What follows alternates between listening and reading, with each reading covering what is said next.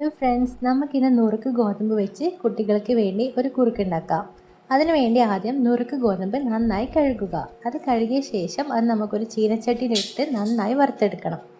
നുറുക്ക് ഗോതമ്പ് വറുത്ത് ഏകദേശം ഒരു പരുവമായ അതിലേക്ക് നമ്മൾ കുറച്ച് അണ്ടിപ്പരിപ്പ് കൂടി ഇട്ട് കൊടുക്കാം. അതും കൂടി നന്നായി വറുത്തെടുക്കുക.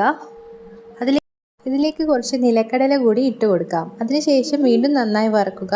അതിനുശേഷം നമ്മൾ 2 ബദാമും കൂടി ഇട്ട് കൊടുക്കുന്നുണ്ട്. എല്ലാം കൂടി നന്നായി വറുത്തെടുക്കുക. ഇതെല്ലാം കൂടി വറക്കുമ്പോൾ നല്ലൊരു സ്മെല്ല് വരും. അപ്പോൾ നമ്മൾ ഈ സ്റ്റൗ ഒന്ന് ഓഫാക്കിയേക്കാം. അതിനുശേഷം നമ്മളിത് ചൂടാറാൻ വെച്ച ശേഷം നമുക്കിത് ഒരു മിക്സിയുടെ ജാറിലേക്ക് ഇട്ട് നന്നായി അടിച്ചെടുക്കണം.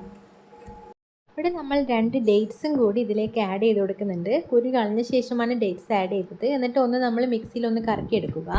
അല്പം ചൂടുവെള്ളം കൂടി അതിലേക്ക് ഒഴിച്ചു കൊടുത്ത് ഒരു പേസ്റ്റ് രൂപത്തിൽ നമുക്കിത് അടിച്ചെടുക്കാം. അതിനുശേഷം ഇതെല്ലാം കൂടി ഒരു പാത്രത്തിലേക്ക് മാറ്റി നമുക്കിതിനെ കുറുക്കിയെടുക്കണം. ഇത് കട്ടി കൂടുതലാണെങ്കിൽ നമുക്കതിലേക്ക് അല്പം ചൂടുവെള്ളം കൂടി ഒഴിച്ച് അത് ലൂസാക്കാവുന്നതാണ്. ഇനി നന്നായി ഇത് കുറുക്കിയെടുക്കുക. നന്നായി ഇത് കുറുക്കിയിട്ട് നമ്മളിവിടെ കുറുക്കി ഇവിടെ റെഡിയാണ് കേട്ടോ.